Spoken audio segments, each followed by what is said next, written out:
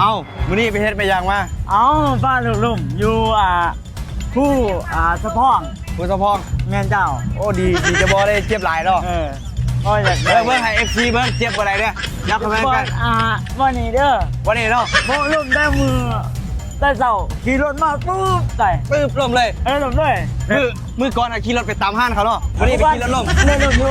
ทั้งผู้สะพอง ไปแข่งรถบ่ แม่นเอานั้นไปอันนั้นขี่ไปถอดเขาหน้าเขา ไปขี่เขาได้เขา ตักหัวเขาวันนี้ ตามไปเลย แล้วไปเลยแบบมีตะตี้อะไรนะยาว มื้อหน้า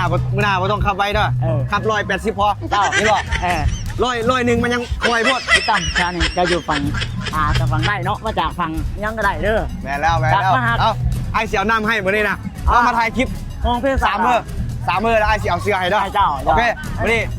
ให้ FC เบิ่งซับนี้กันเนาะ เอาแนวอันนั้นเอาแนวนะ เอายัง แนวไอ้คลิปไอ้ดี เอาคลิปอ่ะอยากได้คลิป อยากได้คลิปนี่ต้องไอซีให้นักพอด50ได้นี่ไอซีเอาคลิปเจให้โอเคป่ะ1 2 3 4 5 6 7 8 9 10 10แล้วไหม 11 12 13 14 15 6 7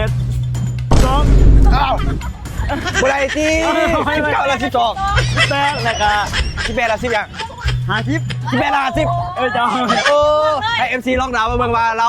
เบาถึกบ่ ให้เขาตัดสินก่อนขั้นถือ ให้เขาตัดสินก่อนเนาะให้ FC ตัดสินก่อน ให้ FC ตัดสินก่อนเนาะ